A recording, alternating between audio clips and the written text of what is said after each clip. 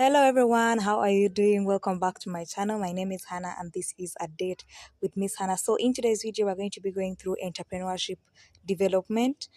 This is just the introduction to entrepreneurship development. So we're going to look at some definitions here. How can entrepreneurship be defined? Entrepreneurship can be defined as we have very many definitions as regards to different scholars. So number one is according to Joseph Scampter of 1934, and he defines entrepreneurship as a process of creative destruction. What does this mean?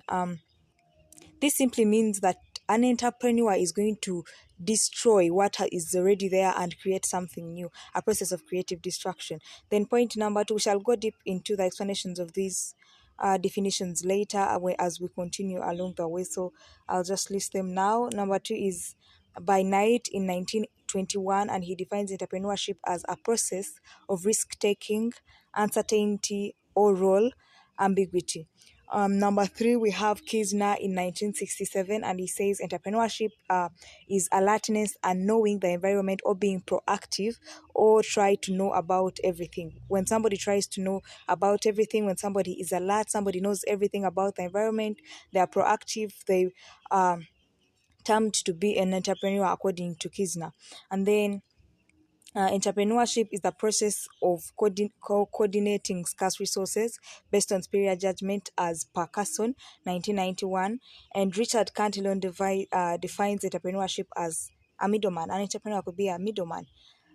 So that is just basically it. Then we have Peter Drucker in 1909 to 2005 or 2005, and he defines entrepreneurship as a process of searching for change, responding to it, and exploiting change as an opportunity. A process of searching for change, responding to it, and exploiting change as an opportunity. And then J.B. Say in 1800 defines an entrepreneur as a merchant. So those are the key definitions of entrepreneurship. And then we are going to look at the evolution of entrepreneurship. So it has been put out in a table. We have the period and then the description of an entrepreneur, how an entrepreneur was described in a given period. So in the earliest period, an entrepreneur was a go-between, or an in-between taker, somebody in the middle. So we could say a middleman. In the earliest period, an entrepreneur was a go-between. As a go-between, Marco Polo could sign contracts with a money person to sell his goods. So an entrepreneur was basically a middleman in the earliest periods. There is a manufacturer, there is a consumer at the other side, but there is somebody in between these two people that is actually getting the products from the manufacturer and sending them to the final consumer. So in the earliest period, an entrepreneur was a go-between, or we could say an in-between taker or a middleman.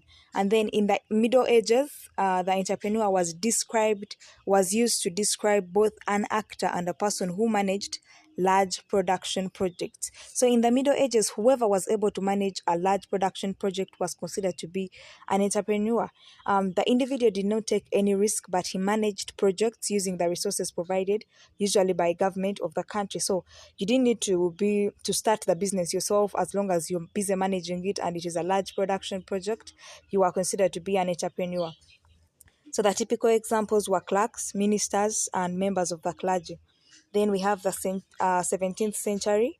An entrepreneur is a person who entered into contractual agreement with the government to perform a service or supply agreed product. So in the 17th century, as long as you signed a contract to perform a service or supply goods with the government, then you are considered to be an entrepreneur. Richard Cantillon developed one of the early theories of the entrepreneur and is regarded as the founder of the term.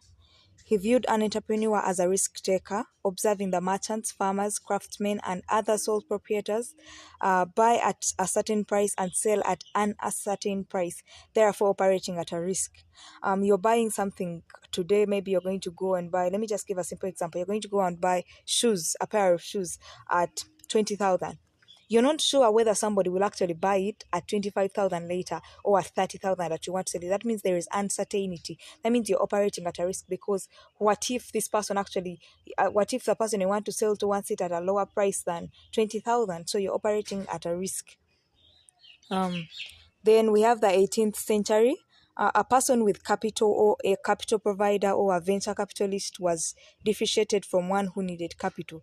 Driven by industrialization occurring around the world, a venture capitalist is a professional money manager who makes risky investments from a pool of equity to obtain a high return on investment. So, in the 18th century, anybody who had capital or a venture capitalist was considered to be an entrepreneur. Then we have the mid 20th century. The idea of an entrepreneur as an innovator was established in the mid 20th century. An individual developing some unique additional value. An individual developing something unique was also considered to be an entrepreneur, and anybody that carried out what we call addition of value was also considered to be an entrepreneur. So basically, in the mid 20th century, an entrepreneur was considered to be an innovator. As long as you could innovate or create something unique and new that is going to add value, you're considered to be an entrepreneur. In my next video, we shall cover entrepreneurship as an attitude, as an ability, social phenomenon, and as a process. Don't forget to subscribe so that you don't miss out on the channel. Thank you.